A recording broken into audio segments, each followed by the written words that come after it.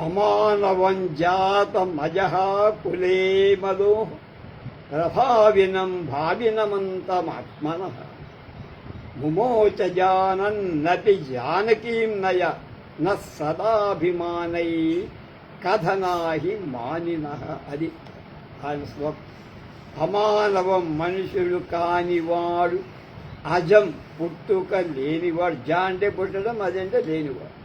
తథాపి అయినా మనోహో వైవస్వతమన్వు కులే వంశంలో జాతం అవతరించిన ప్రభావినం అమానుషమైన మహిమ కలవాడైన భవంతం రామావతారడవైన నిన్ను ఆత్మనః తనకు అంతం సంహారకుడుగా భావినం ఏర్పడనున్నవాడిగా జానన్ అపి ఎదిగిన వాడైన రావణాసురుడు ఏ రావణుడు జానకీం సీతమ్మన్ నముమోచ విడిచిపెట్టకుండా అక్కడే ఉంచాడు.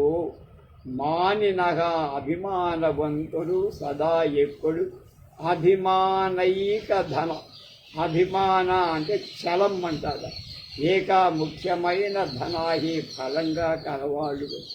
మహామహిమతో సూర్యవంశంలో రామ రూపంగా అవతరించిన నిన్ను తనకు మృత్యురూపుడవని వాడికి రావణాసురుడికి తెలిసిన సీతను వదిలిపెట్టలేదట. ఎందుకుట? మానధనుడు ఎంతటి ప్రాణ ఆపద సంభవించినా తమ పట్టు వదలరు కదా. వాడు నీ చేతుల్లో చావాలి.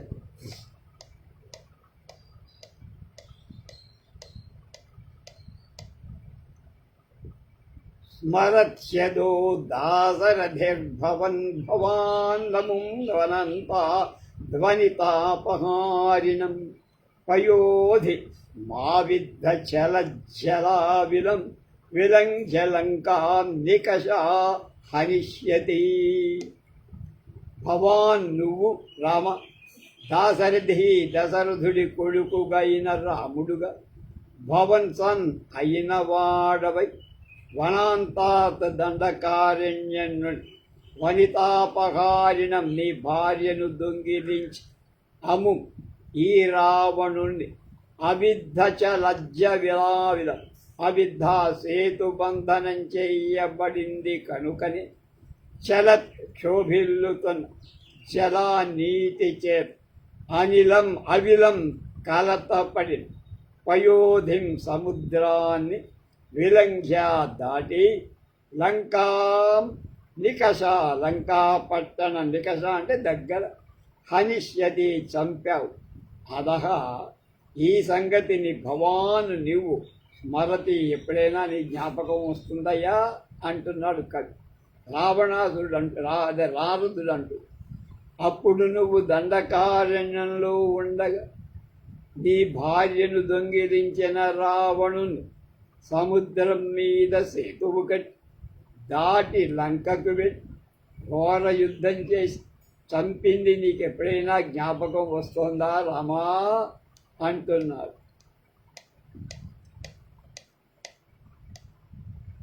అధోపపత్తిం చలనాపరోపర మవాప్య శీరూష ఇవైష భూమికాం తిరోహితాత్మా శిశుపాల సంజ్ఞయ ప్రతీయతే సంప్రతి సోప్య సహ పరై.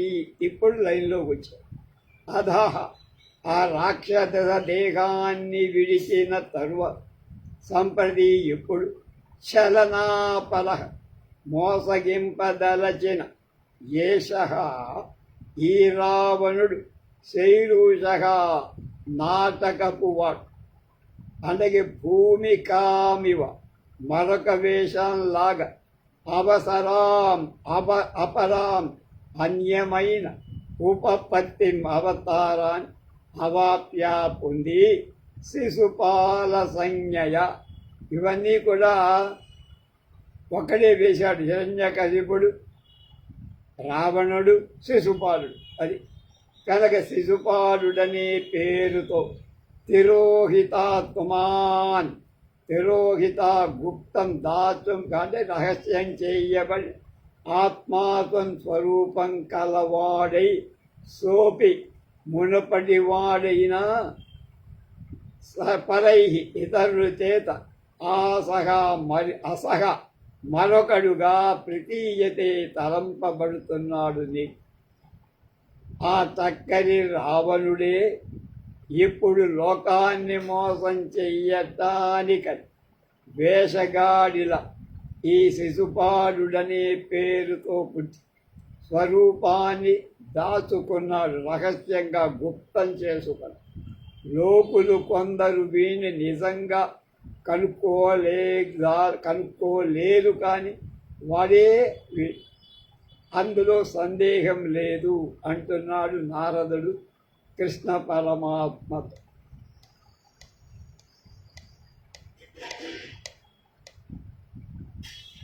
ఆబాల ఆసేద్వపుషా చతుర్భుజౌ ముఖేన పూర్ణేందు నిభస్త్రిలోచన యువాకరాక్రాంతమహిభృదుచ్చకై రసంశయం సంప్రతి తేజసా రవి.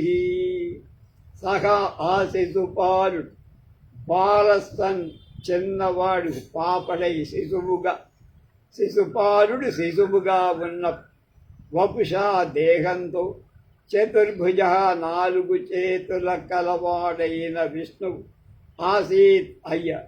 తథా అలాగే ముఖేన ముఖంతో పూర్ణేందు నిభః నిండు జాబిల్లిని పోలినవాడు అసీత్ అయ్య. త్రిలోచన 3 కళ్ళు కల శివుడు అసీత్ అయ్య.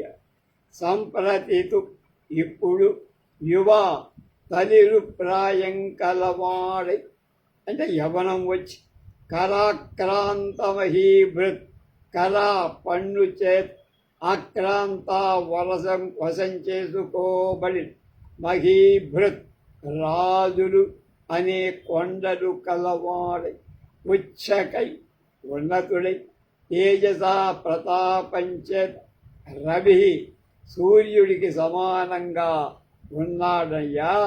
అసంశయం, ఇందులో అనుమానం లేదని కొండ బద్దలు కొట్టు సుబ్బారావు లాగా చెప్పు.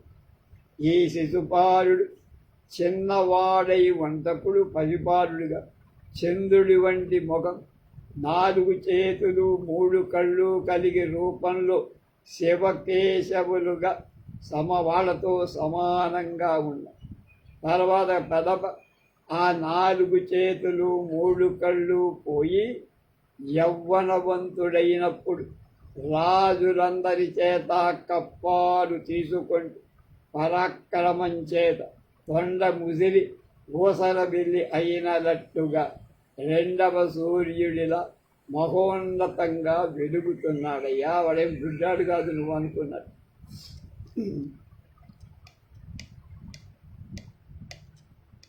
స్వయం విధాత సురదైత్య రక్షస మనుగ్రహావగ్రహయోర్యదృచ్ఛయ దశాననాది అభిరాద్ధ దేవత వితీర్ణ వీర్యాతిశయాన్ హసచ్చసౌ యదృచ్ఛయా తనకు తానే స్వయం స్వకీయ శక్తి చేత్ సురదైక్ష రక్షసాం దేవతల యొక్క దితిజుల యొక్క రాక్షసుల యొక్క అనుగ్రహయో సమ్మాన అవమానాల విధాత చెయ్యగలవాడై అంటే వాడే సృష్టికర్తలాగా అయిపోయి అసౌ ఈ శిశుపాలు అభిరాద్ధ కొలవబడి దేవతా ఈశ్వరాదులచే వితీర్ణ ఇవ్వబడి వీర్య విక్రమము యొక్క అతిశయాన్ ఉద్రేకం గల దశానదీన్ రావణుడు మొదలవైన వాడిని హనతి తోసవతల పారేస్తున్నాడు, విక్కిరిస్తున్నాడు. ఏమాత్రం ఇతరుల సహాయం లేకుండానే తనకు తోచినట్లల్లా దేవదానవ రాక్షసులను వశం చేసుకొని అనుగ్రహాలను తూపుతున్న ఈ శిశుపాలుడు తపస్సు చేసి దేవతానుగ్రహాన్ని పొంది వేడుకొని మహాపరాక్రమాన్ని సంపాదించుకున్న రావణుడు మొదలైన వాళ్ళ కంటే బరి తెగించిపోయారు. వారు తన పాటి పరాక్రమం కలవాళ్లే అయినా ఆ శక్తి వాడు యాచించి తెచ్చుకున్నారు. వీడికి లేదని స్వయంగా సంపాది. ఇది స్వయంగా ఏర్పడింది కనుక గర్వకారణం.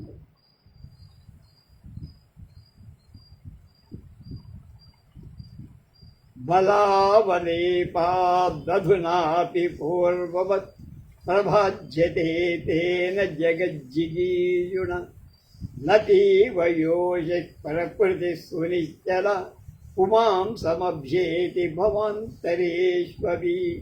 జిగీషుణా జయించే కోరిక కల తేన ఆశిసుపారుడిచ బలావలేపాత్ విక్రమ గర్వం వల్ల అధునాపి అంటే ఇప్పటికీ కూడా పూర్వం వత్ మునపటిలా జగత్తు లోకాన్ని ప్రభాజ్యతే కష్టపెడుతుంది, బాధిస్తుంది.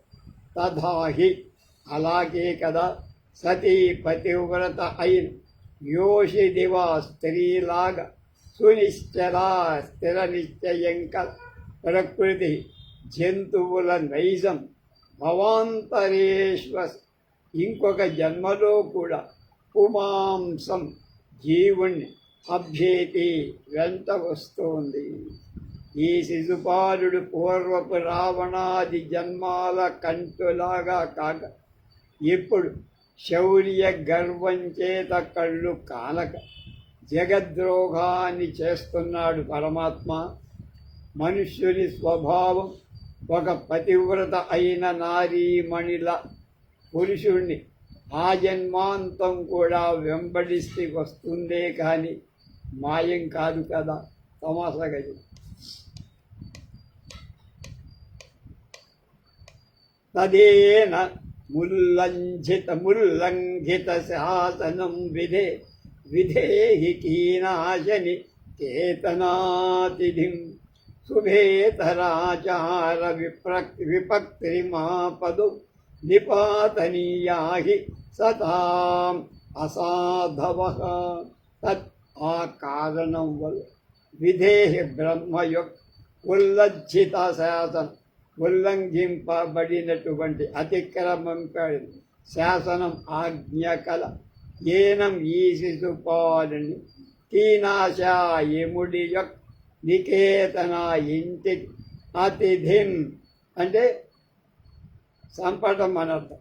విదేహి చెయ్యవయ్య శుభే తర అమంగళకరమైన ఆచార నడవడిచే విపక్రిమ ఫలోన్ముఖాలై అపద పాప ఫలాలైన చెడ్డవాడి అసాధవ తులువ సదా మీ వంటి ఉత్తమ పురుషులకు నిపాతనీయాహి శరప తగిన వాళ్ళే కదా. కంగారు పడదు, భయకు.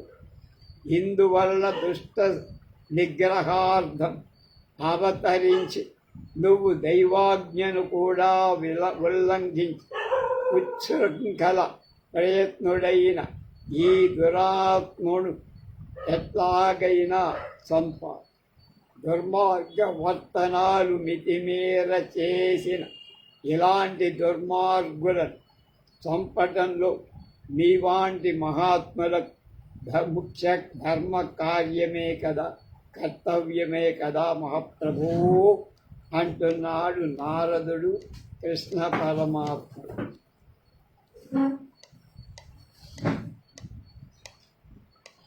హృదయమరివధోదయాదుదూఢ ద్రఢిమ దధాతు పునః పురందరస్య ఘన పులక పులోమజా కుచాగ్ర ధృధ పరిరంభనిపీడన క్షయమక్షమత్వం. హరివధోదయాత్ హరి శత్రువుల యొక్క వధా నాశనము యొక్క ఉదయాత్ చెయ్యటం వల్ల ఉదూఢ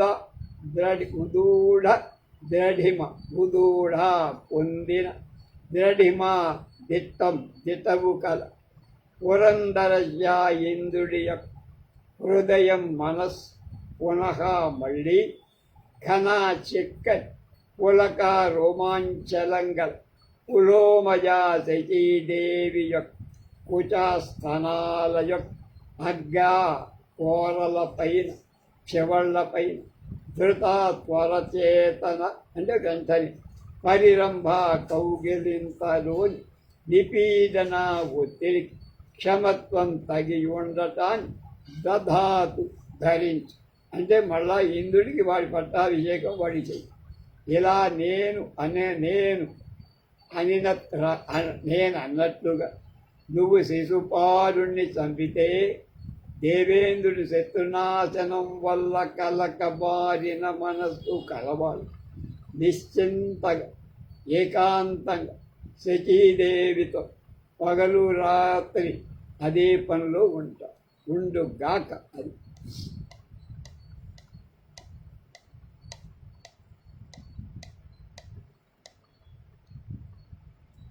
ఓమిచ్యువతోధసంజ్ఞన ఇది వ్యావృత్య వాచం నభస్తస్మిన్ముత్పతితే పురస్వరమనావిందోశ్రియం బిభ్రతి శత్రూణాం మనిషం వినాశపిసునః స్ఫుర్ధస్య చైద్యం ప్రతివ్నోమ్నీవ భ్రూకుటి ఛలేన వదనే కేతుశ్చకారాస్పదం. ఇది శ్రీ మాఘకృతౌ శిశుపాలవధౌ మహాకావ్యే శ్రీపదలాంఛనే కృష్ణనారద సంభాషణం నామ ప్రథమ సర్గః. అస్మిన్ ఆ స్వరమునౌ దేవర్షి అయిన నారదు ఇది ఈ విధంగా వాచం వాక్కులు ప్రాహృత్యా చెప్పిన నభగ గగనాన్ని గురించి ఉత్పత్తితేనా ఎగిరినవాడు ఉప్పందించాడు, ఆకాశానికి ఎగిరిపోయాడు.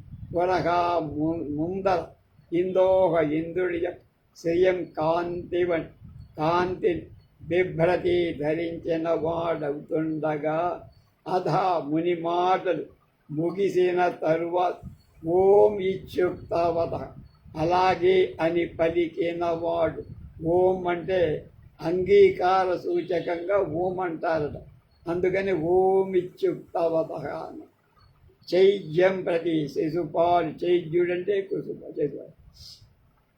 శిశుపాలుని గురించి వృద్ధస్య క్రోధం వహించి నా శాంగిణ శ్రీకృష్ణ స్వామి వదనే ముఖంలో వ్యోమనీవ ఆకాశంలో లాగా అనిశం తెరిపి పొందక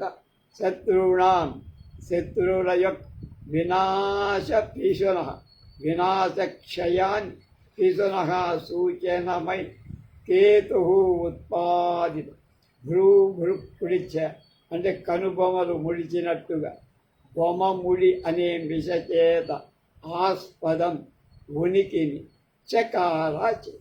నారదుడు ఇలా చెప్పి ఆకాశానికి ఎగిరిపోయాడు. కృష్ణుడు కూడా దాన్ని ఒప్పుకున్నాడు. అప్పుడు ఆకాశంలో చంద్రుడిలాగా ఉన్న నారదుడికి ఎదురుగా ఉన్న శిశుపాలుడి మీది కోపం చేత చిత్రించుకోబడిన కృష్ణుడి యొక్క ముఖం శత్రుక్షయం కోసం ఆకాశంలో చంద్రుడికి ఎదురుగా పుట్టిన ధూమకేతువులాగా ఉన్నది. దీంతో ప్రథమ సర్గ పూర్తయిపోయింది.